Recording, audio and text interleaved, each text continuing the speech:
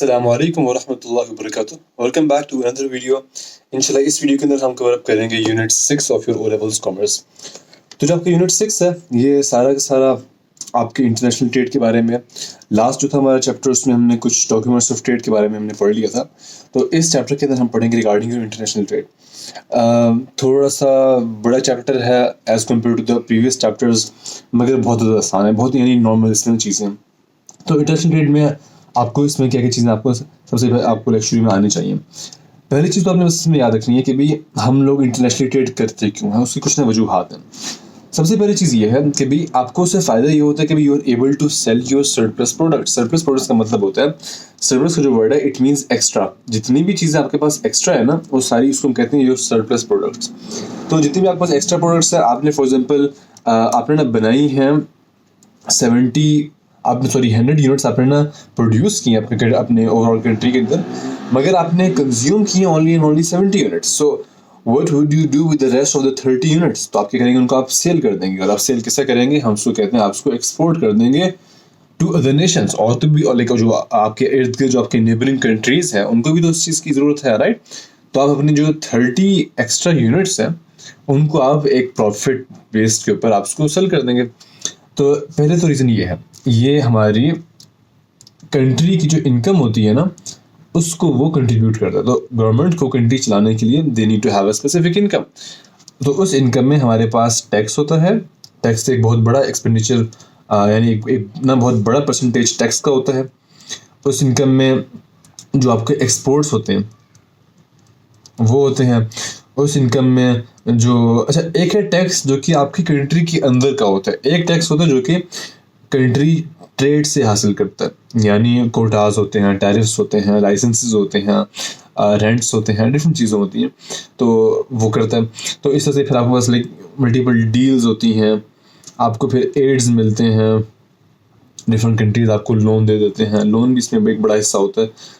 तो ये कुछ वेज हैं कि जिसके थ्रू गवर्नमेंट इनकम अर्न करती है। अब वो इसी को ही यूज़ करेगी कंट्री के अंदर ताकि वो आप लोगों को फैसिलिटीज़ प्रोवाइड करे। अगर वो फैसिलिटीज़ प्रोवाइड नहीं कर रही, इसका साफ मतलब है कि बीच में जो पैसा है वो खा रही है, जिसको हम कहते हैं इंग्लिश के अंदर कहते हैं करप्शन कहते हैं इसको। खैर, द सेकेंड बेनिफिट जिसको आपको लाइक इंटरनेशनल ट्रेड से होता है वो ये है कि भाई you are able to earn foreign currency.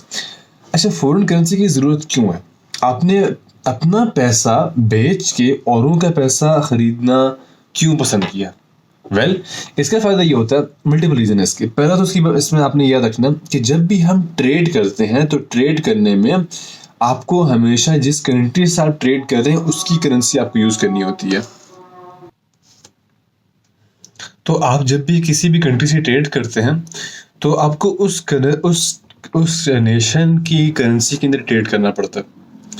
ये वो कंट्रीज़ जो कि यानी ये एक असूल है जो कि फॉलो होना चाहिए था, और चंद कंट्रीज इसको फॉलो करते भी हैं, मगर most of the countries nowadays वो करते हैं यूएसडी के अंदर, क्योंकि उनको चाहिए ये वाई जो डॉलर है वो आहिस्ता आहिस्ता स्टैंडर्ड, यानी पहले स्टैंडर्ड था पर आहिस्ता आहिस्ता वो स्टैंडर्ड से गिर रहा है, क्योंकि उससे एक लंबी कहानी है, वो किसी और वीडियो में इंशाल्लाह I will try to explain. But the main point here is कि पहले ज़माने में हमारे पास गोल्ड था स्टैंडर्ड, यानी आपने कोई भी चीज़ खरीदनी है तो आपको गोल्ड देना होता था। मगर अब क्या होगा कि गोल्ड को यूएसडी ने रिप्लेस कर दिया था आफ्टर वर्ल्ड वॉर्स, और अब यूएसडी जो है वो बहुत अनस्टेबल हो गया, बहुत फ्लक्चुएट कर रहा है। तो इसलिए अब करेंसीज जो हैं जो डिफरेंट नेशंस हैं वो अपनी करेंसी के ऊपर ट्रेड करना ज़्यादा बेहतर पसंद करती हैं ना। ईरान उसकी मिसाल है, और मुख्तलिफ और भी हैं कंट्रीज़ हैं। तो अब डॉलर उसकी वजह से नीचे गिरी जा रहा है। तो इसमें बस आपने ये याद रखना है कि जब भी हम किसी भी चीज़ लाइक फॉर एग्जाम्पल मैं आपसे कोई चीज़ खरीदूंगा, so definitely I would give you what you want, right? तो अगर मैं आपको वो चीज़ दे दूं कि जिसकी आपके पास अहमियत ही नहीं है तो उसका तो कोई आपको फ़ायदा नहीं होगा ना। तो इसलिए आपको अपनी करेंसी चाहिए, तो right, you need the value that you currently own या that you currently believe in. तो इसलिए मैं आपको जो भी करेंसी है, युआन है आपका, तुर्किश लीमा है आपका, जो भी लीरा है या जो भी आपके पास, तो मैं आपको वो फिर दूंगा। तो इसके लिए आपको फॉरेन करेंसी बाय करनी पड़ती है। तो इंटरनेशनल जब आप ट्रेड करते हैं तो फिर आपके पास फॉरेन करेंसी आती है। इसके साथ साथ आपने नाम सुना ना वर्ल्ड ट्रेड सेंटर, तो पाकिस्तान के भी है पाकिस्तान ट्रेड सेंटर, तो उसमें भी यही होता है कि भी वो ट्रेड करने की वजह से जो फॉरेन करेंसी आती है उसको वो ना मैनेज करते हैं। जो आपका तीसरा फायदा होता है वो होता है कि भी आपको भी चीज़ें मिलती हैं। याद है अभी हमने ऊपर ये ना देखा था कि जो सरप्लस प्रोडक्ट्स होती हैं वो आप और लोगों को देते हैं। तो इसी तरह ट्रेड करने से जो और लोगों के पास सरप्लस प्रोडक्ट्स होती हैं वो आपके पास आती हैं। तो आपने उनको डिफरेंट चीज़ें दी और उन्होंने फिर आपको वो चीज़ें दी जो कि आपके पास नहीं है। जैसे कि पाकिस्तान के अंदर क्रूड ऑयल की काफ़ी कमी है, नहीं पाकिस्तान के अपने ज़खायर अब हैं या नहीं है इसका मुझे अंदाज़ा नहीं है एग्जैक्टली, मगर जो उसकी प्रोडक्शन है क्रूड ऑयल की वो बहुत कम है as compare to its consumption. तो उसकी कंजप्शन काफ़ी हद तक ज़्यादा है, तो उसको पूरा करने के लिए फिर हम बाहर से ऑयल को इंपोर्ट करते हैं। अब सऊदी अरब है, चाइना है, रशिया है, डिफरेंट और हैं कंट्रीज, ईरान के थ्रू हमारी गैस की डील है। खैर, चौथा फ़ायदा ये है कि भी आपको जॉब्स आपके नेशन के अंदर, आपकी इकॉनमी के अंदर जॉब्स क्रिएट होती हैं और फिर जॉब की वजह से आपकी इकॉनमी को काफ़ी हद तक बूस्ट मिलती है। अच्छा, अब यहाँ पर सवाल ये पैदा होता है कि भी जॉब की वजह से आपकी इकॉनमी को बूस्ट कैसे मिलती है। देखिए, आपकी जब इकोनॉमी के अंदर लोग काम कर रहे हैं तो उनकी क्या हो रही है, उनकी कंजप्शन इंक्रीज हो रही है, यानी सॉरी उनकी पहले अर्निंग इंक्रीज हो रही है, उसकी वजह से उनकी कंजप्शन इंक्रीज हो रही है। जब उनकी अर्निंग इंक्रीज होने की वजह से कंजप्शन इंक्रीज हो रही है तो इसका क्या मतलब है कि भाई they are spending that money somewhere, right. तो अगर वो पैसा डेफिनेटली अपने खाने पीने के लिए उनको पैसा तो खर्च करना पड़ेगा रोजाना की रोटी कपड़े के लिए जो भी चीज़ें उनकी, तो they will have to spend some money in Pakistan ना, तो पैसा सर्कुलेट कर रहा है, यू सी। तो जितना ज्यादा सर्कुलेट करेगा पैसा ना उतनी ज्यादा आपकी इकोनॉमी बढ़ेगी। क्यों? ये इस तरह से है कि दो लोग हैं, just imagine, so we have, मैं आपको यहाँ पे दिखा देता हूँ, हमारे पास ये दो लोग हैं एंड लेट्स जस्ट अज्यूम कि ये पूरी की पूरी आपकी ना इकोनॉमी है।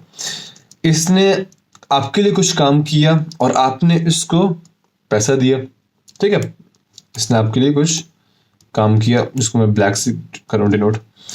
अब क्या होगा कि आपने इसके लिए काम किया, इसने आपको दिया कुछ पैसा, ठीक है। तो ये साइकिल चलता रहेगा। अब आप दोनों को कोई चीज़ पड़ी, लाइक फॉर एग्जांपल अब आपको किसी चीज़ की ज़रूरत पड़ी जो कि आप दोनों के पास नहीं है, तो आपने उस पैसे को यूज़ किया to buy it from someone else जो कि किसी दूसरे नेशन का, ठीक है। उसने आपको वो चीज़ दी, आपने उसको पैसे के बदले वो आपने लाइक पैसे के बदले ट्रेड किया। So you see it's a win win situation. आपको जो चीज़ चाहिए थी वो आपको मिल गई, उसको जो चीज़ चाहिए थी वो उसको मिल गई। तो जितना सर्कुलेट करेगा पैसा ना उतना ज़्यादा फायदा होगा। जब पैसा होल्ड होने शुरू हो जाता है, यानी आपने उसको पैसा दिया कुछ काम करने के लिए, उसने वो काम, मैं उसको सारा रिमूव कर रहा हूँ, उसने वो काम आपको उतना अच्छे तरीके से करके नहीं दिया, तो मैं लाइक लो था उसने काम करके दिया। सो इसका क्या मतलब है कि जो आपने उसको पैसा दिया था that is not equal to the work जो कि उसने आपको असाइन किया था, या फिर जो कि आपने उसको यानी असाइन किया था ना। तो यहाँ पे हो रही है करप्शन, हो रही है कि वो कुछ पैसा खा रहा है, अपने पास स्टोर कर रहा है। तो खैर लंबी कहानी होगी। तो इसकी वजह से आपकी जो है ना इकॉनमी, उसमें जितनी मरतबा पैसा घूमेगा उतनी ज़्यादा उसकी जो इकॉनमी की जो लाइक जीडीपी है, उसकी जो स्ट्रेंथ है, उसके अंदर जो पैसा लाइक जो पैसा की जो सर्कुलेशन का जो एक यूनिट होता है वो आपकी इंक्रीज होता रहेगा उतना ज़्यादा। तो ये आपके पास कुछ मेन फ़ायदे थे कि इंटरनेशनल ट्रेड की वजह से हमें क्या इसमें ना फ़ायदे होते हैं। अच्छा, अब इसमें आपने ना एक और चीज़ याद रखनी है, कुछ इंपॉर्टेंट चीज़ें उनको हम देख लेते हैं, कुछ की टर्म्स हैं, कुछ की डेफिनेशंस हैं। पहली जो की टर्म्स है ना वो आपने याद रखनी है, इंपोर्ट और एक्सपोर्ट क्या होती हैं। जिन लोगों को पता है दैट्स गुड, जिन लोगों को नहीं पता उनके लिए मैं आपको यहाँ पे ना मेंशन कर देता हूँ। इंपोर्ट में देखिए आय आता है ना, तो इसको हम याद रखेंगे इन ट्रेड, यानी आपके नेशन के अंदर ट्रेड आ रही है, ठीक है। तो आय आ रहा है तो उसके लिए भाई इनसाइड आ रही है। एक्सपोर्ट में आपके पास ई और एक्स आ रहा है विच मीन्स एग्जिट, राइट। तो ये आप अपने नेशन से उसको एग्जिट कर रहे हैं, आप ट्रेड को, आप यानी चीज़ों को बाहर दे रहे हैं। तो जैसे ये पेन है, अब मेरे पास नेशन में नहीं है, मेरे कंट्री में ये पेन फॉर एग्जांपल नहीं बिकता, तो अब मैं इसको इंपोर्ट करवाऊंगा, राइट, ठीक है। और अगर मेरे पास ये पेन प्रोड्यूस हो रहा है तो मैं उसको एक्सपोर्ट करवाऊंगा बाकी कंट्रीज में जहाँ पे ये पेन मैन्युफैक्चर नहीं हो रहा। तो ये था आपको इंपोर्ट और एक्सपोर्ट के बीच में मेजर डिफरेंस। तीसरी जो कि आपने टर्म याद रखनी यहाँ पे वो है विजिबल ट्रेड और इनविजिबल ट्रेड के बीच में डिफरेंस। विजिबल ट्रेड्स हम कहते हैं जो कि आपको नजर आए, जिसमें आ जाती है जितनी भी आपकी गुड्स हैं, प्रोडक्ट्स हैं, ये सारी आपकी इसमें आ जाती है ना। तो now that is a visible trade, यानी ये मैंने किसी से लिया तो ये एक विजिबल ट्रेड है। इनविजिबल ट्रेड है जो कि मैं अभी आपके साथ, यानी मैं आपको एक सर्विस प्रोवाइड कर रहा हूँ, ठीक है। तो can you see teaching, can you see banking, can you, यानी हम उसको एक्सपीरियंस कर सकते हैं मगर हम उसको फिजिकली देख नहीं सकते ना। तो एक सर्विस है वो। तो जितनी भी सर्विसेज है ना उनको हम कहते हैं इनविजिबल ट्रेड, जितनी भी सर्विसेज हैं। तो इनविजिबल ट्रेड जो है ना वो जो डेवलपिंग कंट्रीज होते हैं, सॉरी जो डेवलप्ड कंट्रीज होते हैं उनमें बहुत ज़्यादा होती है। जैसे कि आप फॉर एग्जाम्पल आपने एग्जाम्पल ले लें कि हमारी जितनी भी ऐप्स हैं, अभी मैं यूज़ कर रहा हूँ माइक्रोसॉफ्ट का, मैं ये वन नोट यूज़ कर रहा हूँ ना, साथ में बस ये टैबलेट है और like I am using multiple softwares. तो वो सारे के सारे softwares they are invisible trade, ठीक है। तो वो बाहर की कंपनीज है, वो उन्होंने मुझे बेचा है। खैर ये थी कुछ की टर्म्स। अब हम आगे आते हैं टू वेरी इंपॉर्टेंट स्टफ। ये बहुत ज़्यादा आपने याद रखना है क्योंकि ये आपके पेपर में बहुत ज़्यादा आता है, ख़ास तौर पे जो आपके पास जो शॉर्ट आंसर्स होते हैं ना, शॉर्ट क्वेश्चन जो होते हैं उसमें ये तो बहुत ज़्यादा आता है। बैलेंस ऑफ ट्रेड और बैलेंस ऑफ पेमेंट, ये दोनों क्या होते हैं? वेल, बैलेंस ऑफ ट्रेड जिसको हम BOT के भी नाम से जानते हैं, यह आपने याद रखना है that is only for your trade, ठीक है। तो बैलेंस ऑफ ट्रेड के अंदर आपके यानी इस की टर्म के अंदर ट्रेड का वर्ड आ रहा है ना, so you have to remember कि भी ये सिर्फ और सिर्फ ट्रेड के बारे में। तो इसमें क्या होता है, जितना भी आपने एक्सपोर्ट किया, जितना भी, उसमें से हम इंपोर्ट्स को माइनस कर देंगे तो आपका बैलेंस आ जाएगा। शर्त इसमें सिर्फ इतनी है कि इसमें सिर्फ विजिबल ट्रेड होती है। तो मैं यहाँ पे लिख रहा हूँ ओनली फॉर विजिबल ट्रेड, ठीक है। तो जितनी भी चीज़ें हैं, गुड्स हैं, गाड़ियाँ हैं, लाइक मुख्तलिफ चीज़ें आपने एक्सपोर्ट रिपोर्ट की ना, तो इसकी एग्जांपल इस तरह से है कि भाई किसी कंट्री ने for example let's say 40 billion की उसने कार्स ना एक्सपोर्ट की, यानी कंट्री से बाहर बेची, और उसने फिर 30 बिलियन की कार्स इंपोर्ट की, फिर कार के पार्ट्स उसने इंपोर्ट किया, यानी उसने खरीदे। तो अब इसका बैलेंस ऑफ ट्रेड क्या होगा? वेल, हम 40 में से 30 को माइनस करेंगे, हमारे पास एक आ रहा जी $10 बिलियन का आपके पास एक balance of BOT, balance of trade आ रहा है। इसका क्या मतलब हुआ कि भाई आपके पास $10 बिलियन पॉजिटिव बचे हैं, यानी ये एक अच्छी बात है कि आपके पास बच गए। अमूमी तौर पे होता क्या है, जो कि अभी करंटली पाकिस्तान के साथ हो रहा है, वो कुछ इस तरह से हो रहा है कि भी हम लोग बाय तो कर रहे हैं, सॉरी हम लोग एक्सपोर्ट तो कर रहे हैं, for example let's say $10 billion for example, किसी भी चीज़ का हमने कोई चीज़ बनाई है, हम उसको आगे जाके बेच रहे हैं, मगर हम लोग जो हमारी खरीदारी है बाहर की कंट्रीज से, हम ऑयल ले रहे हैं, उनसे गैस ले रहे हैं, उनसे गाड़ी ले रहे हैं, जो भी कुछ ले रहे हैं, वो हमारी बन रही है जी $50 बिलियन की। तो क्या मतलब हुआ, 10 में से आप 50 को माइनस करें, आपके पास क्या आता है जी -$40 बिलियन। ये जो आपका बैलेंस ऑफ ट्रेड है ये नेगेटिव के अंदर है। इसका क्या मतलब हुआ, कभी आप लॉस में जा रहे हैं, आप यानी लोन में जा रहे हैं। आपने ये -40 कहाँ से पे किया? आपको डेफिनेटली लोन में गए होंगे ना, आपने उधार पे चीज ली होगी। और जब आप उधार पे चीज लेते हैं तो उसके ऊपर क्या लगता है जी, इंटरेस्ट, जिसको हम परसेंटेज की साइंस से डिनोट करते हैं। तो जब इंटरेस्ट रेट लगा है तो क्या हुआ, आपकी टोटल वैल्यू थी वो आपकी बढ़ रही है, और जो आपकी इकोनॉमी है वो नीचे से नीचे गिरी जा रही है, ठीक है। तो ये होता है जब हम अपनी चादर को ना देखते हुए अपने पाँव फैलाएं। ये उर्दू का मुहावरा है, इसका बेसिकली मतलब ये होता है कि आपको पता है कि भाई मेरे पास कम पैसे हैं, मगर आपने इसको इग्नोर किया और आपने बहुत ज़्यादा खर्चा कर दिया। आप मैंने कहा ये भी ले लेता हूँ, ये भी ले लेता हूँ, ये भी ले लेता हूँ, तो उसकी वजह से क्या होता है कि भाई आपके खर्चे ज़्यादा हो गए, आपकी इनकम कम है, तो उसको डेफिसिट को पूरा करने के लिए फिर आप उधार पे चीज़ें खरीदते हैं। खैर, ये कुछ इंपॉर्टेंट चीज़ें थी। सेकेंड जो आपने टर्म याद रखनी है वो है balance of payment. Balance of payment के अंदर सब कुछ आ जाता है, उसमें विजिबल ट्रेड भी है, उसमें इनविजिबल ट्रेड भी है, उसमें आपके पास जितने भी आपकी फॉरेन एड है, आपकी जितनी भी इसमें इन्वेस्टमेंट है, इसमें जितने भी रेमिटेंसेज है, वो सारे उसमें आ जाते हैं। तो उसको हम कैसे करते हैं, जितना भी आपका आउटफ्लो ऑफ मनी है, सो आउटफ्लो ऑफ कैश, वो minus your inflow of cash.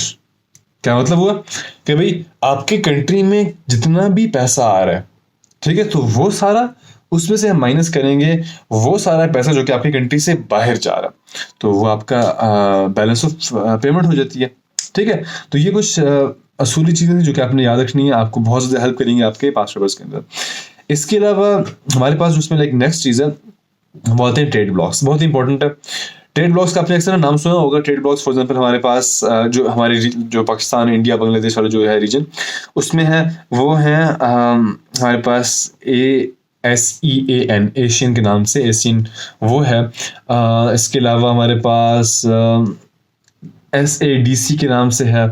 इसके अलावा मल्टीपल है हमारे पास ना, यूरोप के अंदर EU है, अमेरिकाज के अंदर भी लाइक डिफरेंट है।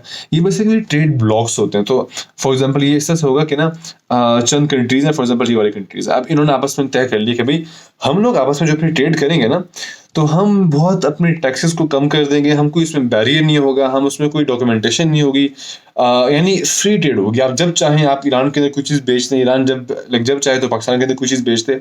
सो कोई टैक्सेस नहीं है, कोई रूल्स एंड रेगुलेशन उस तरह से नहीं है, यानी तंग करने वाली नहीं है। हाँ, रजिस्टर्ड करेंगे, सब कुछ है, but you are able to trade freely with each other. इसका फायदा क्या होता है? वेल, आप मुझे खुद बताएं कि अगर मैं अपने इस पेन को आराम से बेच सकता हूँ without paying tax to the government, तो क्या इसका मुझे फायदा होगा या नहीं? डेफिनेटली होगा। Now I am not paying a bunch of tax to my government, right? तो सारा का सारा फायदा मुझे जा रहा है। तो इसलिए क्या होता है कि फिर दोनों कंट्रीज की इकोनॉमी जो कि आपस में फ्री ट्रेड कर रही हैं, दोनों कंट्रीज की इकोनॉमीज बहुत अच्छे तरीके से ग्रो करती हैं, क्योंकि दोनों कंट्रीज को फायदा हो रहा है। उन दोनों को बीच में जो गवर्नमेंट है उसको टैक्स पे करने की जरूरत नहीं पड़ी। तो ये इस तरह से कि भी मैंने आपसे कुछ चीज़ खरीदी, आपने मुझसे कुछ चीज़ खरीदी, तो आपके पास भी चीज़ें आ गई हैं, मेरे पास पैसा आ गया, और मेरे पास आपकी चीज़ आ गई है और आपके पास मेरा पैसा आ गया। So it's a win win situation.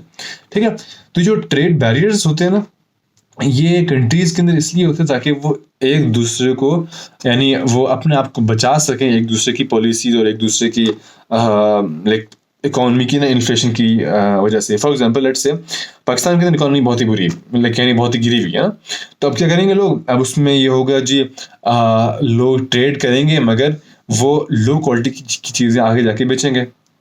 ठीक है, क्योंकि उनको पता है कि भाई हम अगर हाई क्वालिटी की चीज़ें बेचें तो उसमें अच्छा खासा खर्चा आएगा और फिर पाकिस्तानी गवर्नमेंट को टैक्स देना पड़ेगा, फलाना सो ऑन ना। So in order to save money what they will do, वो लो क्वालिटी की चीज़ें बाहर एक्सपोर्ट करेंगे। अब वो जब ऐसे करेंगे तो क्या होता है, ट्रेड बैरियर्स लगे होते हैं, वो क्वालिटी चेक करते हैं, वो चीज़ें चेक करते हैं। तो इस तरह से क्या होता है भाई, हर बंदा अपने आप को ना डिफेंड कर रहा है, everyone is trying to get the best stuff for themselves. जब फ्री ट्रेड होती है तो it's a mutual trust system. तो हमें पता है कि भाई आप मुझे एक अच्छी चीज़ देंगे, उनको भी पता है कि भाई हम भी आपको एक अच्छी चीज़ देंगे। तो एक ग्रुप ऑफ कंट्री होता है जो कि फ्रीली आपस में ट्रेड कर रहा होता है, इससे आपकी पैसा बचता है, इसकी वजह से कंपटीशन आपका बढ़ता है।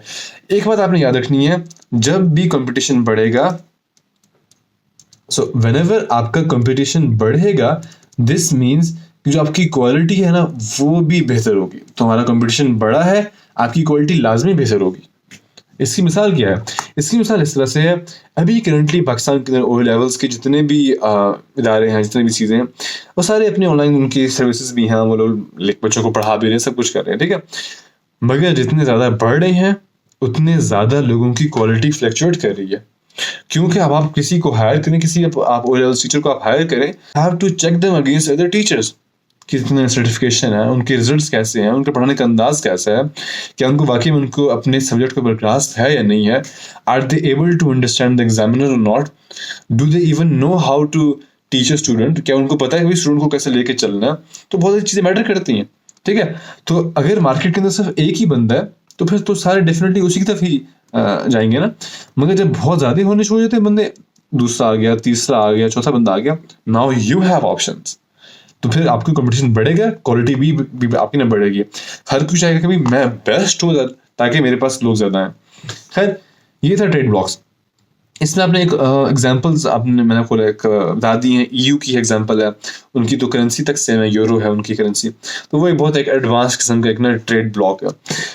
इसका ना नुकसान क्या होता है? नुकसान ऐसे ये होता है कि लोकल इंडस्ट्रीज है ना वो सफ़र करेंगी, क्योंकि अब लोकल इंडस्ट्रीज जो हैं वो अपना जो भी चीज़ बना रहे हैं वो आगे जाके बाहर तो बेच रहे हैं। मगर मुझे खुद बताएं कि क्या आपके पास उन लोकल इंडस्ट्रीज़ की जो प्राइस होगी, क्या वो हाई होगी या वो कम होगी? डेफिनेटली कम होगी, क्योंकि एक फ्री ट्रेड है। तो कंट्रीज दोनों चाहेंगे भी हम एक लो कॉस्ट रखें ना, हमने भी ऊपर बात की थी कि भी कॉस्ट सेविंग होगी। तो जब आपकी प्राइस कम होगी so you won't be able to earn extraordinary profits.